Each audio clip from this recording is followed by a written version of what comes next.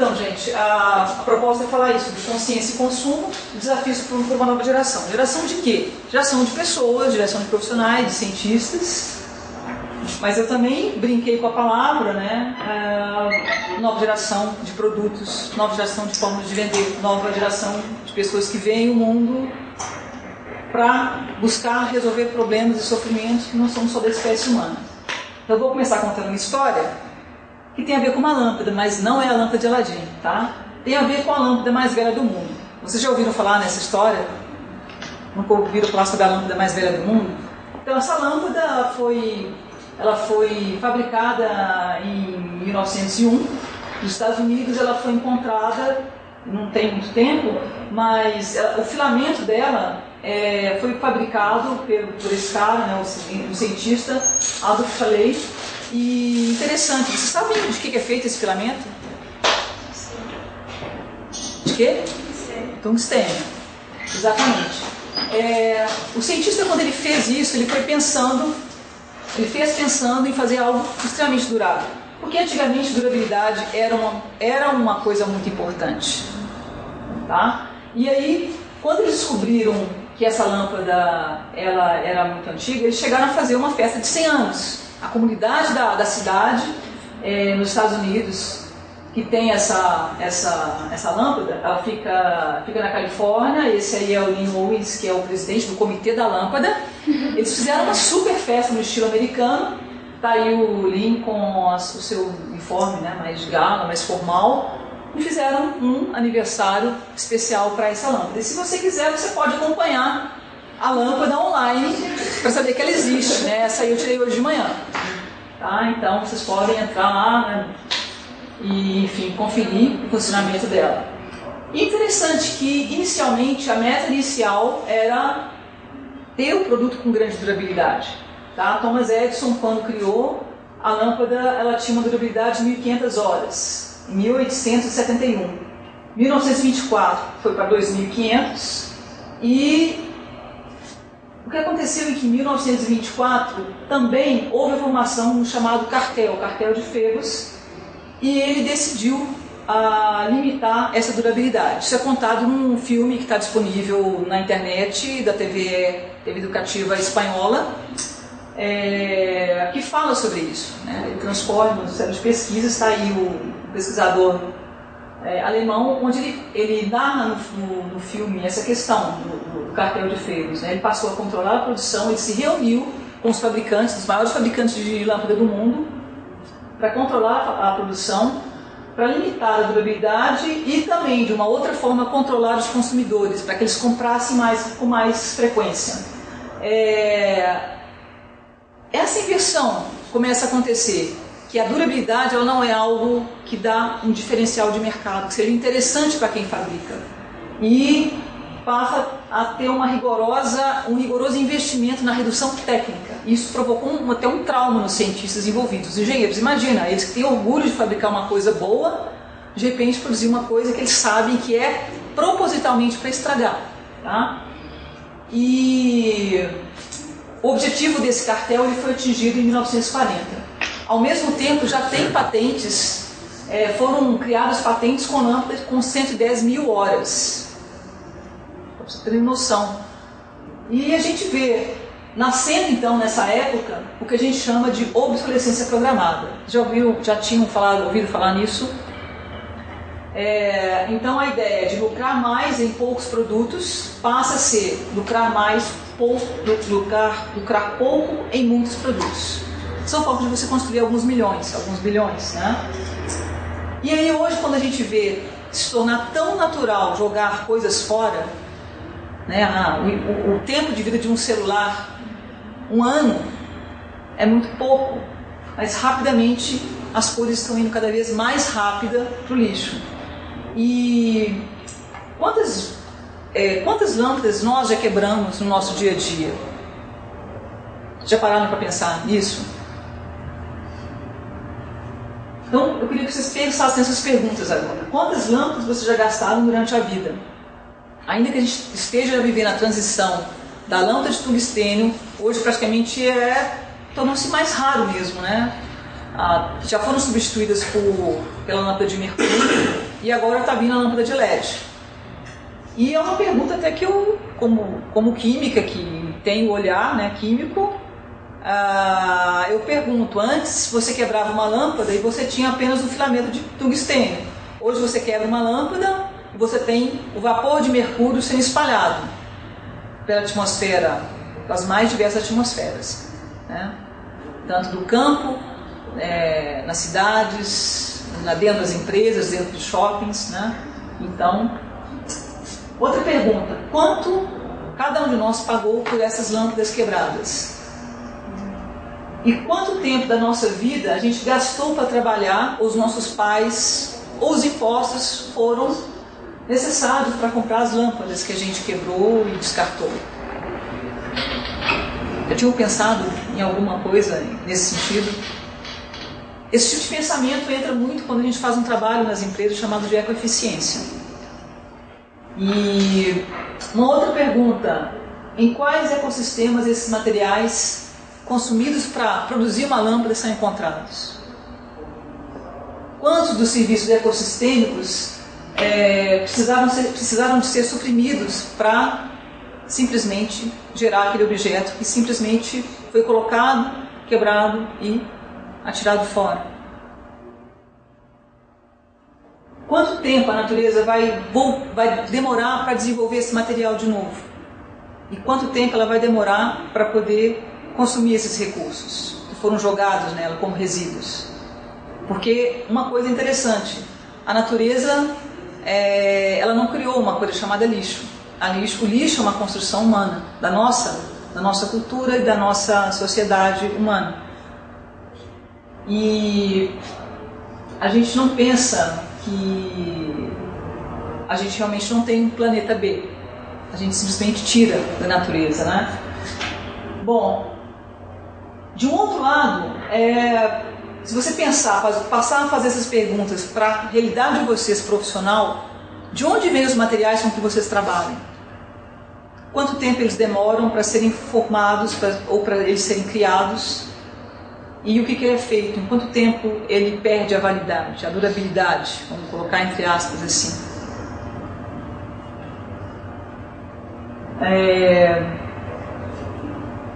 O que a gente vive hoje no nosso cotidiano é que a gente se tornou praticamente um boneco na mão de propagandas, né? Eu dei o exemplo hoje de manhã, hoje na tarde, na questão da aula. Num filme de ficção, Jornada nas Estrelas, que se passa, né, numa determinada época, eles têm que voltar no passado e nessa viagem ao tempo eles voltam e um personagem conversando com o outro, ele diz: olha, eu não entendo essa civilização dessa época, porque eles não sabem o que tem que comprar. Existe alguém que fica naquele aparelho chamado televisão dizendo o que é que eles têm que comprar, adquirir, né? Eles acham isso muito estranho. E na verdade é muito estranho que alguém diga pra gente o que a gente tem que consumir, o que a gente tem que vestir, como a gente deve ser. Mas isso é realidade, e isso também implica que você vai mobilizar a sua vida para você adquirir coisas, adquirir objetos, e por que não dizer também adquirir pessoas, né? E de um outro lado, você tem as forças internas, hoje, que seria a sua própria consciência, ela está cada vez mais amortecida, porque não dão pausa para a gente pensar. Você simplesmente vai levando a vida, né? Deixa a vida me levar. E a gente costuma às vezes cantar sem saber o que está cantando, que é um pouco complicado isso, porque a gente está levando também para o caminho da inconsciência, repetindo frases para o cérebro, né? E tem um filme chamado Servidão Moderna, que ele coloca o seguinte: a servidão moderna é uma servidão voluntária, aceita por uma multidão de escravos que se arrastam pela face da terra. Eles mesmos compram mercadorias que eles escravizam cada vez mais. Eu tenho que adquirir um iPhone. Eu tenho que adquirir um carro novo. Eu tenho que adquirir eu tenho que adquirir a calça da marca X. E por aí vai. Então, não é mais uma coisa que eu tenho, que é fundamental para que eu cumpra a minha existência. Mas, na verdade, é muito mais um elemento de status que me dá um certo poder ou uma imagem, né? Eu crio uma imagem, mas que não tem a ver realmente com o exercício da minha liberdade intrínseca, que é a minha liberdade como ser humano. Aliás, cada vez menos, nós somos menos humanos e menos humanizados e muito mais robotizados para sermos simplesmente um servidor moderno. Otto Scharmer, que é um pesquisador e professor do MIT, ele traz assim essas divisões que a gente viveu de alguma forma, ou a gente vive, ou a gente vive conscientemente, mas na maioria de forma bem inconsciente. Nós temos um divisor ecológico, por exemplo, né? A bolha de crescimento infinito, a bolha de renda, bolha financeira. Isso vai refletir aonde? Nos recursos que são finitos, nos direitos humanos, na economia real. Existe uma economia real, é uma economia que, se você for ali fora entrevistar os comerciantes, os taxistas, conversar com as pessoas, elas vão te dar uma imagem. Mas se você for ver a propaganda, tem uma outra propaganda acontecendo. Isso vale para várias coisas, não só da questão da economia, né? Essa questão do crescimento infinito. Eu costumava perguntar para os meus alunos do MBA, que eram a maioria de grandes empresas, o que vai acontecer com os recursos, porque cada um de vocês está dizendo que a empresa de vocês, normalmente eram grandes empresas, principalmente mineradoras, crescem a 10%, 5%, sei lá. O que vai acontecer? Então não há sentido nesse crescimento que eles falam que ele é desejável. Então tem uma propaganda, tem uma fala aí que não é exatamente, não combina com o planeta único. Existe um divisor social, existe uma bolha tecnológica, muitas vezes distanciadas das necessidades reais. Eu brinco muito com, eu lido com muita gente que empreende, mas que é tipo 20 e poucos anos, e assim, a gente está com uma febre de pessoas que abrem empresas para desenvolver aplicativos, como se o mundo não funcionasse sem aplicativo. Não é que eles não sejam importantes, mas e o resto? Então existe um foco e uma priorização de um lado, mas também uma demanda que não é atendida de outro lado. Existe a questão da bolha da liderança, né? Paralisia coletiva, assim, tem uma certa inércia no ar, não sei se vocês percebem isso. É como se as coisas estão tendo uma velocidade, elas estão acontecendo, mas as pessoas não fazem muito esforço para fazer essa mudança. Mas todo mundo diz que quer mudar. Eu adoro quando o pessoal, às vezes eu visito algumas, ou vou dar alguma consultoria para alguma organização não governamental, e a gente chega assim, os pratos estão sujos, sabe? O pessoal não gosta muito de arrumar a cama, deixa o sapato na sala, né? E como é que é essa história? Você quer mudar o mundo, mas você não faz a sua tarefa? Como que é, né, isso? Então, existe alguma inércia no ar aí. A outra bolha do consumo. E uma mania que a gente tem nos países de determinar a evolução de um país pelo PIB e não pelo grau de felicidade. Então, isso já entrou na discussão muito em cima da questão da felicidade interna bruta versus produto interno bruto. Quer dizer, você ganhar mais e você produzir mais, uma guerra é excelente para um PIB. Mas aí não vai deixar as pessoas felizes. Então, qual é o caminho? E o último divisor espiritual-cultural, que está conectado aí com uma bolha de governança, né? Nós temos vários grupos que não têm voz. Ninguém pergunta para esses grupos realmente o que eles querem. Muitas pessoas, muitos grupos tomam decisões e dizem que é desses grupos, né? Você pode colocar aqui minorias, pode colocar o povo. Quem é o povo? O povo, eu sou o povo. Ninguém me perguntou várias coisas. Então, a gente também tem a bolha do direito de posse e uma questão de ver uma melhor utilização social de todos os recursos, de tudo que a gente tem, da própria cidade. Então, nós temos divisores, mas tem alguma coisa muito mais profunda aqui. Isso aqui é só a pontinha do iceberg. Isso aqui está separado só didaticamente, mas é tudo junto. Existe algo aqui que é um nível de inconsciência, que a gente tem que começar a perguntar por que a gente continua fazendo coisas para obter os mesmos resultados, sendo que esses resultados a gente não quer no mundo. A gente não quer engarrafamento, a gente não quer um ar poluído, a gente não quer uma falta de água, mas muitas das decisões que são tomadas, elas simplesmente mantêm esses problemas acontecendo. Né? Então, o que está errado com esse mundo? Para quem assistiu esse filme, a Wall-E, quem não assistiu, eu recomendo, porque vale a pena. Entender um pouquinho de como é que a gente chegou, e aí eu não tenho nenhuma pretensão de fechar o assunto, porque eu sou apenas uma curiosa nisso, mas eu tive a oportunidade de ter uma aula de economia com um economista que tem uma habilidade raríssima, ele fala, a gente entende. Ele chama Hugo Penteado. Vocês procurem depois na internet, que tem um TED com ele que é bem legal assim, de escutar ele falar. Para vocês terem ideia, ele foi dar um curso em Belo Horizonte, sexta-feira à noite, 10h30, estava lotado. Ninguém arredou da cadeira para ouvir o Hugo falar, deixar de falar, né? Então, tem um livro que você encontra ainda na internet, chama Ecoeconomia. Vale a pena buscar, normalmente, acho que não está ainda reeditado, mas você encontra naquelas estantes virtual da vida, enfim, né? Então, uma das questões é que a economia tem uma grande influência da mecânica, da física mesmo, mecânica.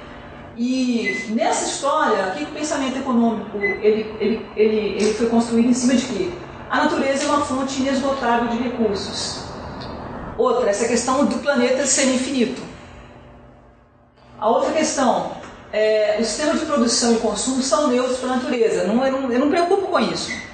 Eu tenho um sistema que é inesgotável. Eu tiro, coloco no mercado como produto, gero dinheiro e tudo vai bem. Considero o crescimento contínuo e ininterrupto. E crescimento e emprego é sinal de uma coisa muito positiva, né? O crescimento igual geração de emprego. E aí tem uma anomalia. Aliás, a ciência é cheia de anomalia, né? A gente fica tentando fazer umas teorias para de vez em quando alargar, mas, né? A anomalia é que a população cresce enquanto a tecnologia dispensa trabalho humano. Cada vez mais.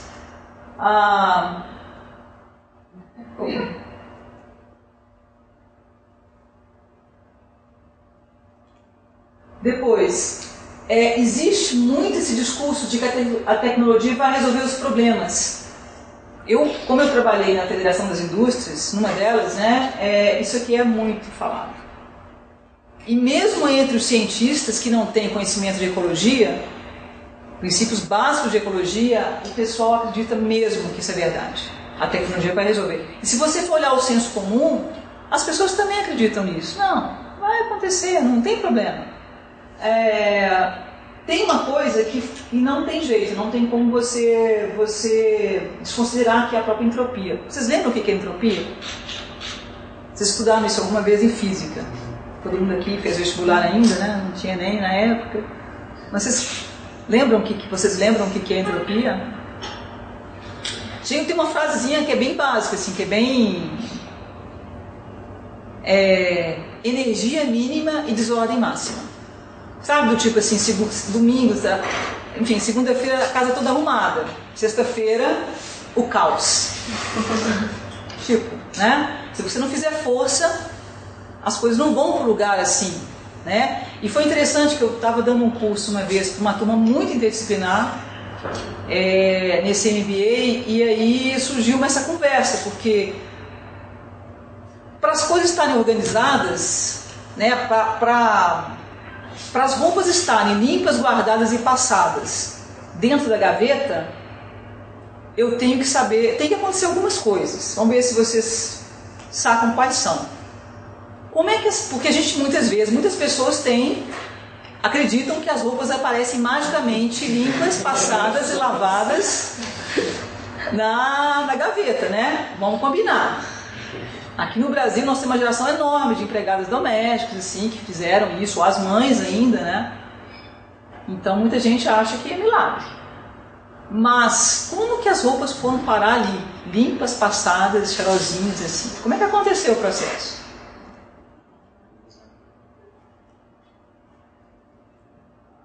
Quem sabe faz, né? Quem sabe faz e sabe falar. Como é que isso acontece de verdade? Pega a roupa do cesto, leva pra máquina, põe no sabão amaciante, qualquer outra coisa que precisar pra não ficar mancha. Liga a máquina, usa o menor nível de água possível pra lavar, né? Pra não consumo de água. A hora que estiver pronta, você coloca no stand, depois você tira, se não amassou, não tem passagem. Mas fazer economia, né? Daí a gente passa.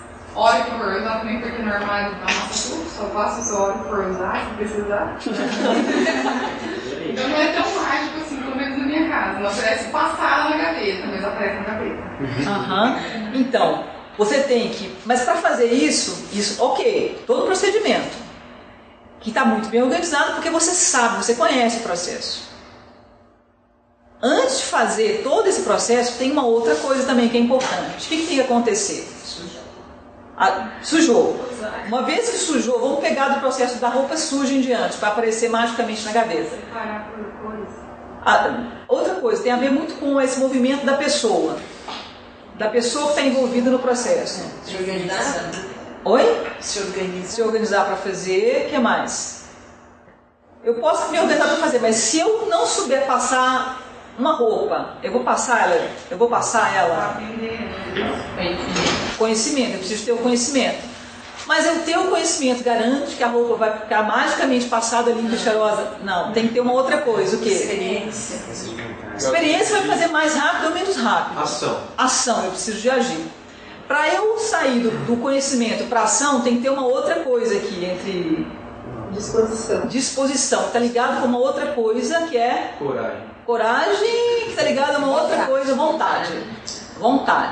Meu amigo, você tem que perceber a inércia interna, porque não vai funcionar. Você tem conhecimento, mas não vai para ir para o campo da ação. Então, eu tenho que ter vontade. Mas o conhecimento está ligado também à questão de uma consciência. Né? Eu tenho que saber, tenho que me organizar, eu tenho que fazer, eu tenho que me... como é que você falou ali? Organizar, eu tenho que separar um tempo, alguém planejar, né? Eu tenho que fazer um planejamento. Então, eu tenho que saber fazer, eu tenho que querer fazer e eu tenho que fazer. Para resultar, o meu resultado é a roupa limpa, passada, cheirosinha na gaveta. A natureza também é assim. Para ter montanha, para ter peixe, para ter cachorro, para ter o que for, tem todo um trabalho que é muito complexo para resultar naquele produto, numa flor, ou numa concha, ou no que for.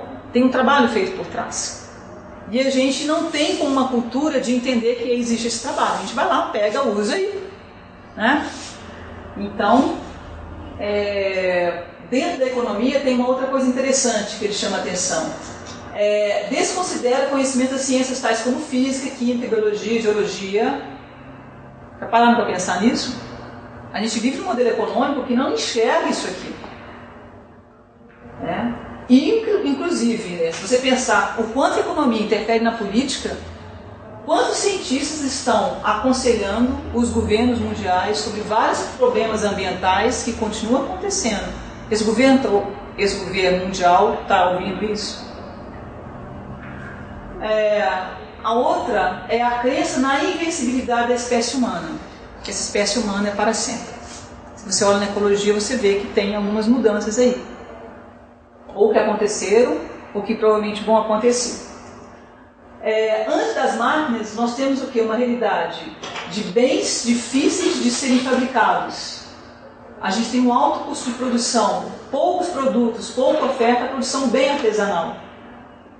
O que a industrialização nos trouxe? O que a tecnologia nos trouxe? Facilidade, barateamento, pessoas passam a comprar por diversão, seria, vamos dizer assim, o ápice, né? Que antes era difícil ter o que comprar. Só que agora a gente vive uma realidade que tem muita oferta, a gente quer, na verdade, praticamente a gente vive para comprar, né? E uma outra coisa interessante, as pessoas não conseguem acompanhar o consumo no ritmo das máquinas. As máquinas produzem muito mais rapidamente. E aí aconteceu um problema de subprodução. E lá nos anos 20, 30, quando entrou a recessão, teve muito estoque, muita coisa parada. A solução exatamente que eles encontraram foi a tal da obsolescência programada. E aí começa todo um trabalho para as coisas ficarem, vamos dizer assim, para você despertar o desejo para algo. Então, muda você comprar por necessidade real, atender uma demanda real, resolver um problema real, para passar a resolver um problema gerado, um problema criado, despertado. Né? Desejo por algo um pouco mais recente, um pouco mais novo, um pouco mais cedo do que o necessário. Né? E a lógica é você trabalhar, as empresas fabricam bens produzem bens e serviços para as famílias trabalham, né, e oferecem serviços. Aí as empresas, elas pagam através de salários, os lucros eles são distribuídos.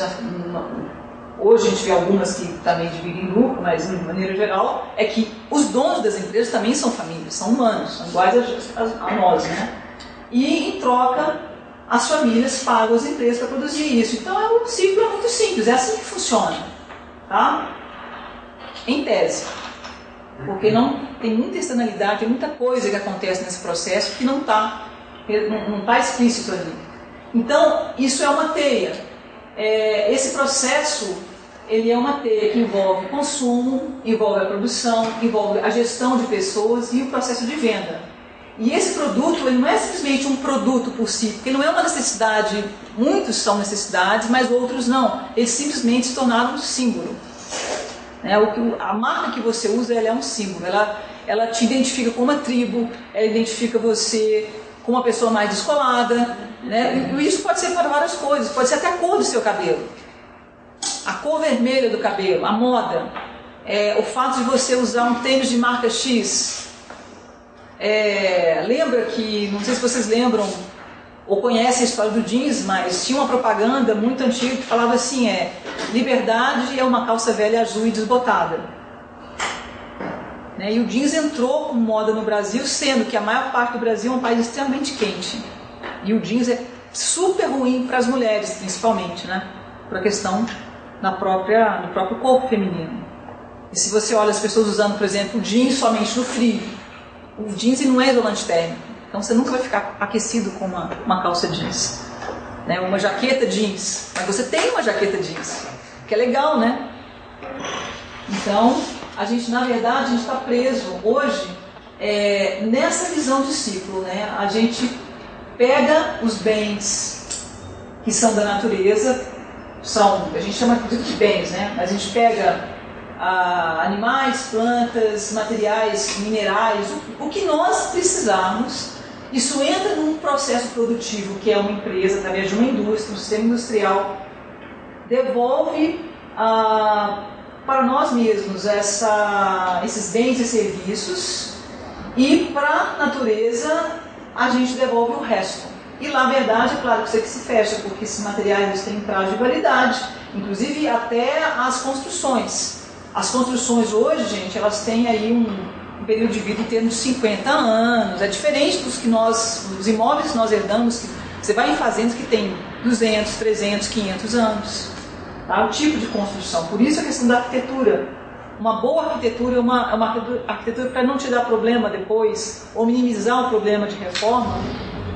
Ela pode custar no momento inicial mais caro, mas você vai ter menos dor de cabeça e muito menos custo na manutenção do imóvel. Ao passo que hoje a nossa cultura nós queremos pagar pouco pelo projeto, ou tão pouco pela inteligência do arquiteto, muito mais do arquiteto que do engenheiro. A gente paga muito mais para o engenheiro do que o arquiteto, mas o arquiteto ele tem ainda uma formação muito maior, faz parte da formação arquitetônica, pensar nos confortos, chamados confortos passivos. E a gente depois tem todo um problema de logística e de manutenção, porque a gente não fez. Na verdade, a gente nem aprendeu que a gente podia fazer isso. É isso que acontece muito. Quais são os tipos de obsolescência? Acho que vocês conhecem, se não todos, mas a maioria ali. É mais caro reparar do que comprar produto novo. Produto novo não interage com o produto antigo. Acho que o mais recente aí é a história da fita cassete mudando para o DVD, agora tem o Blu-ray, né? Reparo do produto não disponível, não tem mais peça. Aquela coisa que você tenta encaixar, alguém falou hoje o chip do tablet ou do telefone é menor, não cabe, eu tenho que comprar um outro, né? Produto antigo não oferece as mesmas funcionalidades que os novos. Confesso para vocês que uma das melhores funcionalidades para mim do celular é a tal da lanterninha. Ninguém me perguntou isso, mas eu vi que várias pessoas também concordam comigo. Todos os lugares que eu comento isso, as pessoas falam realmente lanterninha, aí criaram um aplicativo para ser lanterninha. Não é a mesma coisa, não adianta. Impressoras com chips, peraí, chips aqui é com C, né? Corta, câmera, edita, contadores de impressão. Tipo assim, olha, o filme inclusive mostra isso, mostra um cara que ele descobriu que a impressora dele parou de funcionar, não é porque ela estava ruim, porque tinha um contador que depois de tantas impressões, parou a impressora. Eu recentemente descobri que quando eu pego o meu celular, o Android, ele tem muito mais potencial do que a marca me fala, porque na hora de formatar para aquela marca, ele já absorve uma boa parte da memória.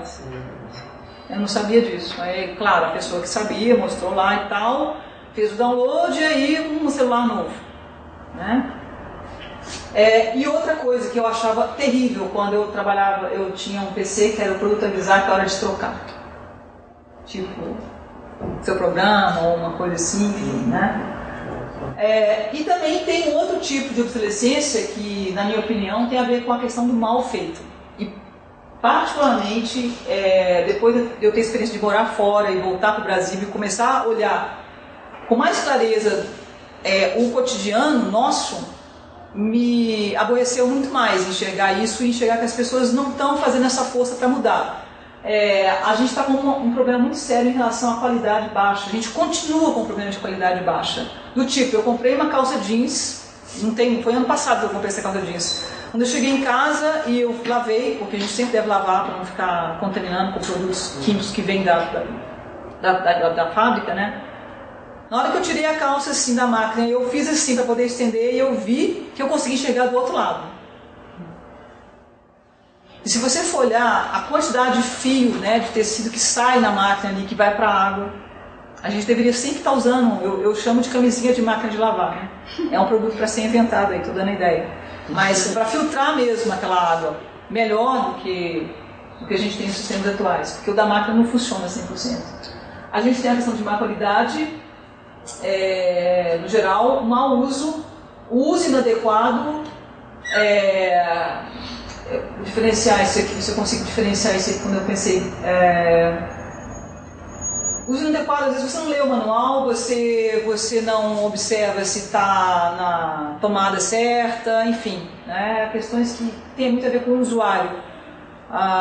Você tentar dar um jeitinho para a coisa funcionar, sem querer ter um trabalho adequado, paciência às vezes para esperar, né? Então a gente vê muita perda e aí as coisas não tem como funcionar direito. E eu acho que o mais interessante nesse processo é a gente ver os olhos da obsolescência para as pessoas, para as plantas e para os animais, porque nós também ficamos descartáveis, né? Tem uma música antiga, eu gosto de pesquisar às vezes letras de música, né? Eu lembro de uma música antiga que falava sobre relacionamento tipo one way. Tá bem? Tipo, garrafinha que vai, então você também usa as pessoas assim. E se você for olhar, a coisa do próprio ficar, as coisas ficam cada vez mais descartáveis, né? E tem um descarte que nos últimos anos eu tenho visto aumentar muito, que é o descarte de animais. Pode ir. Esse ponto é muito interessante. Eu tive uma experiência pessoal com esse de animais. Minha avó tinha calopsita que morreu. Eu ouvi a seguinte frase: compra outra, vai comprando outra até você conseguir manter uma. Como se não tivesse nenhum vínculo emocional. Não, compra outra calopsita. Compra outra pessoa, né? Assim, vai ficando, tipo... e eu tive a oportunidade de crescer numa casa com um quintal grande, então eu tive, enfim, horta, galinheiro, enfim, uma série de coisas. E eu vejo nas cidades, eu criei muitos cachorros, tipo, quando eu falo criar muito no sentido assim, de ver gerações passando por mim, eu crescendo e gerações, porque os cachorros morrem, então há toda a questão da perda, enfim, mas de acompanhar e também de fazer, não fazer, mas de ajudar a cachorra, a cadela, né, a parir. Então todo esse processo na formação de um ser humano é muito importante para você ver o ciclo da vida dos animais. Então, eu questiono muito a forma como os animais são tratados hoje e a questão da venda dos shoppings, né? A venda nos shoppings, em Belo Horizonte tem muita questão do Mercado Central, que é um lugar que vende muito cachorro que não é vermifugado, porque o cachorro mais cheio de verminho, ele é mais gordinho, ele é mais cheinho, então ele é mais atrativo para ser vendido. Pet shop é um outro, vamos dizer assim, é um outro modelo, Mas, na verdade, o que importa é quanto é que você pode lucrar com aquele animal. Daí o desmame mais cedo, o cachorro não aprende a ser cachorro, porque ele aprende a ser cachorro na matilha, ou na família canina que ele tem. Né? Então, tem vários problemas assim. E a outra é esse descarte que acontece muito dos cães, né? Os cães mais velhos, porque na verdade é um ser vivo e ele, com a idade, ele tem outras demandas, né? Mas enfim, eu só trouxe isso porque eu sei que a gente tem hoje uma geração de pessoas muito apaixonadas por cachorro aí, mas apaixonado até um certo ponto. Não, o custo da relação eles não querem, eles só querem o prazer da relação. Né? Outro dia eu saí no condomínio, eu estava saindo e uma das proprietárias saiu com o cachorrinho e Curitiba chove muito, né? Quase, enfim, chove muito. E ela saiu assim, ela olhou, ai, será que a grama está molhada? Eu falei, óbvio que está molhada, né? Mas, eu não gosto porque vai molhar as patinhas dela. Qual é o problema de molhar as patinhas da cachorra? Aliás, né, é muito importante para o cachorro botar o pé na terra. Nós deveríamos estar colocando o pé na terra para descarregar uma quantidade enorme de eletricidade estática que a gente acumula durante o dia todo, principalmente quem trabalha com computador ou qualquer outra máquina, né? Então tem um problema de eletricidade estática, a gente não descarrega isso. E ela reclamando, enfim. Mas, enfim, tudo isso tem a ver muito com estratégias de consumo, né? O marketing, como que ele usa a questão, o nosso desejo por status, por ser alguém, por pertencer a um grupo, a questão do nosso conforto, o quanto realmente o nosso estilo de vida está desconfortável e quanto nós buscamos conforto nas nossas aquisições, o quanto nós estamos infelizes e a gente quer mais felicidade, mais liberdade. Na verdade a gente está mais prisioneiro, mas eles nos prometem mais liberdade, mais. E uma outra coisa muito forte é a sedução dos sentidos. E esses sentidos eu gosto muito eu acho que sintetiza muito trabalhar com a visão dos 7 pecados capitais, né? A gula, a avareza, a inveja, a luxúria, a preguiça, a ira, a vaidade. Os produtos eles trabalham muito estimulando você quer comer mais, né? Você come na frente da televisão, porque na verdade você nem vê o que está comendo, né? Você está comendo. Então você vê assim, cada vez mais, você quer pagar R$1, mas se você pagar R$1,50, em vez de você comprar um produto desse tamanho, você compra um desse tamanho, olha que ótimo. Né? A preguiça, enfim. E promessas que não se cumprem. Você não compra a felicidade, você não arruma a felicidade, você não tem como de você conseguir felicidade com nada, não é uma coisa externa. Mas o marketing usa isso. E o caminho da obsolescência feminina também eu acho que é gritante. Né? A gente tem uma obsolescência, a nossa cultura, principalmente a brasileira, enorme.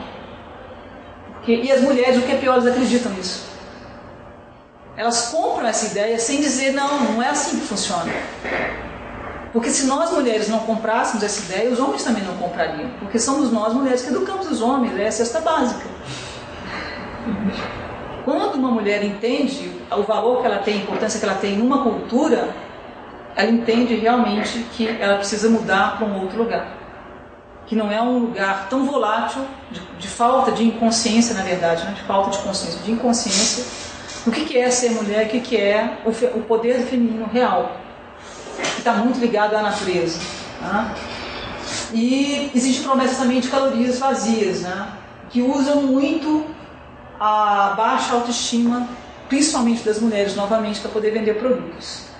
Eu gosto muito de perguntar para os homens quantos deles gostariam de se casar, formar uma família com uma mulher devassa.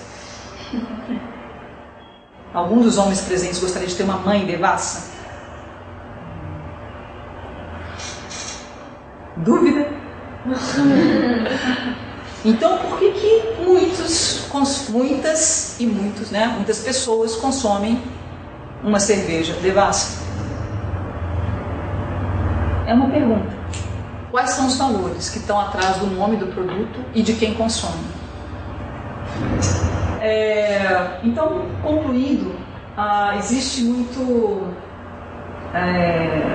em muitas culturas, essa visão da relação da nossa intenção com o que a gente colhe nesse mundo. A segunda visão taoísta eles consideram que existe uma relação muito grande entre a vida humana e a vida de uma árvore. Então, uma árvore, você tem uma semente, a semente brota, o broto gera uma muda, a muda a árvore adulta, e a árvore adulta produz um fruto que, por sua vez, fecha o ciclo, uma nova semente e por aí vai. No caso do ser humano, existe uma intenção, a intenção traz uma ação, a ação repetida ela gera um hábito, o hábito define o seu modo de vida. E esse modo de vida vai trazer para você as consequências e o efeito. Algumas pessoas podem, algumas culturas chamam isso de karma.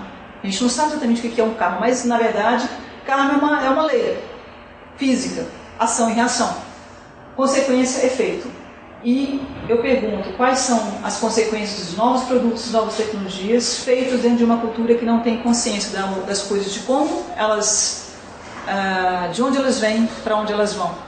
Qual é a consequência do uso da tecnologia por pessoas que não sabem usá-las de forma adequada, de uma forma saudável. A gente vem evoluindo de um ambiente onde você tem a economia separada da questão ambiental da questão social, que é o extremo da sustentabilidade fraca. E vamos entender aí o que é sustentabilidade. Eu costumo explicar, a minha compreensão é que nós brasileiros não entendemos o que é sustentabilidade, né? É um termo que vem da ecologia, e eu costumo explicar assim: a natureza, um ecossistema qualquer, para ser sustentável, ele precisa de ter vários princípios, chamados princípios ecológicos. E exatamente por você ter vários elementos, então você tem uma diversidade enorme, se relacionando de formas diversificadas, você tem relações que se prolongam, que elas perduram ao longo do tempo, não de uma forma estática, mas elas fazem com que aquele ecossistema ele sobreviva ao longo do tempo e do espaço. Claro que mudando, enfim, de uma forma dinâmica. E a sustentabilidade é uma propriedade emergente, ou seja, ela emerge, ela não existe isoladamente, não tem como o ecossistema ser algo sozinho ser sustentável. Então não existe essa história de produto sustentável, uma empresa sustentável.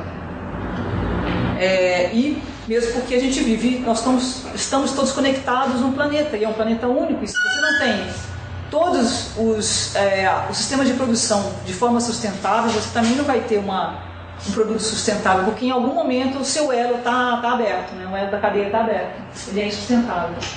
Então, por exemplo, uma explicação dando um modelo químico assim, né? Sustentabilidade. O que é uma propriedade emergente? Aquela que emerge de uma relação. Eu tenho hidrogênio, que é gasoso, eu tenho oxigênio também, que é gasoso. Um é explosivo, o outro mantém uma chama. Mas quando eu combino os dois através de uma conexão chamada ligação covalente e forma uma molécula de água, eu vou formar uma substância que é líquida e que apaga o fogo. Isso é uma propriedade emergente. O que diferencia o diamante do carbono também é a forma de conexão entre átomos que são iguais. Mas a relação de um carbono com outro no diamante é radicalmente diferente da relação do carbono no carvão ou no grafite, né? Então, isso é uma propriedade emergente. Sustentabilidade também é assim. Democracia também é assim. Democracia não existe simplesmente porque se põe um monte de pessoas aqui, as coisas vão ser democráticas. Não. Ela tem a ver com as relações que se estabelecem. Tá? Quem gosta de dar muito esse exemplo é o Augusto de Franco. Não sei se vocês conhecem, ele é um especialista em redes, cultura de redes. Bom, então evoluindo nessa questão da sustentabilidade, a gente tem um passado onde essas coisas eram bem separadas. Nós estamos nesse momento do discurso do triple bottom line, ou do tripé da sustentabilidade, onde você tem aqui uma interseção entre a parte da ecologia, a sociedade e a economia. Que isso, na verdade, assim, é uma simplificação, porque você tem o aspecto cultural, o aspecto institucional, o aspecto político, para realmente as coisas acontecerem. E, por último, o que é considerado uma sustentabilidade forte é quando a gente passa a enxergar no nosso sistema econômico que a natureza ela é maior e ela é maior do que a nossa sociedade, e a economia ela deve servir à sociedade, não ao contrário como ela faz hoje, né? E que nós estamos dentro de um sistema que deve respeitar os limites da natureza. O Gandhi ele coloca isso, né? Quando perguntaram a ele o que destrói a humanidade, política sem princípios, prazer sem compromisso, riqueza sem trabalho, sabedoria sem caráter, negócios sem moral, ciência sem humanidade, oração sem caridade. Do outro lado, você tem o Dalai Lama, que ele lembra pra gente o seguinte: cérebros brilhantes também podem produzir grandes sofrimentos. É preciso educar os corações. Então, o que eu vejo como grande desafio? Praticar o que a gente... Isso é um trabalho realizado pelo Centro de Ecologia Integral, é uma ONG criada por um casal chamado Centro de Ecologia Integral. Então, eles trabalham nessa dimensão, 3 dimensões de desafio: pessoal, social e ambiental. É você trabalhar com 3 dimensões de paz: a paz consigo mesmo, a paz com os outros e a paz com a natureza. Tem a ver com a sua forma de pensar, a sua conduta pessoal. Quando você se deixa de buscar coisas, pessoas, situações que agridem. Então, a primeira questão é ver o que você consome pessoalmente, que tipo de música, que tipo de letra, que tipo de ambiente. Enfim, quando você começa a se auto-observar com mais consciência, você começa a fazer escolhas com muito mais clareza e ver, realmente vale a pena? Eu fico em paz desse jeito? E isso tem uma ligação direta com a questão social, com as relações que você estabelece, porque uma pessoa que está mais em paz consigo mesmo, ela também está mais em paz com o seu entorno, com as suas relações. E por último, com a natureza. A gente tem um problema realmente, um trabalho grande para poder resolver, né, essa dimensão aí. E quando eu olho para a questão de uma nova geração de cientistas, de professores, de educadores, ou do que for, emergir, né, dos nossos encontros, é preciso realmente fazer um casamento consistente entre aquilo que você gosta muito de fazer, que te dá a realização, que você tem paixão e vocação para fazer, aquilo que te traz satisfação, aquilo que você faz bem, que tem a ver com a sua carreira, aquilo que te pagariam para fazer, que tem a ver também com a sua carreira, mas que você também traz uma contribuição real para o mundo, e tem a ver também com o aspecto de caridade, que te dá contentamento. Então essa interseção é onde você deve buscar empreender na própria vida, fazer as suas escolhas, né? Nesse ponto aí que, se você fizer, né, cruza, tem a ver com o ambiente do coração. Então, para mim, o maior desafio dessa nova geração, independente de idade, mas é uma geração de uma nova consciência, é trabalhar com mentes brilhantes, mas também associada a corações brilhantes. Tem que ter tons para sair segunda-feira e ir para o mundo trabalhar, né? Gerar valor para as pessoas, para o mundo. Tem a ver com aprender a incorporar valores humanos como amor, paz, justiça, liberdade, não violência na tecnologia, no dia a dia, sabe, em qualquer ação, na vida cotidiana. E isso é um desafio grande, praticar o que quer ver no mundo. Tem muito discurso e pouca prática. E eu falo para vocês, eu estou falando para mim também, né? Esse é um desafio que eu tenho me colocado. Então, no caso dos cientistas, né, trabalhar com ciência com consciência e ciência com compaixão. Essa que é o que eu quero deixar para vocês pensarem, como que vocês fazem para se desenvolverem como grandes cientistas de uma instituição que é super relevante para o país, levando esses aspectos, independente de serem professores, educadores, pais, mães, jornalista, enfim, independe do lugar, mas essa junção, eu acho que, na minha opinião, é o maior desafio do século XXI, para a gente ter realmente possibilidade de futuro. É isso que eu queria deixar como mensagem para vocês. A gente fica aberto para bater um papo, para conversar, então, o que vocês quiserem. É isso.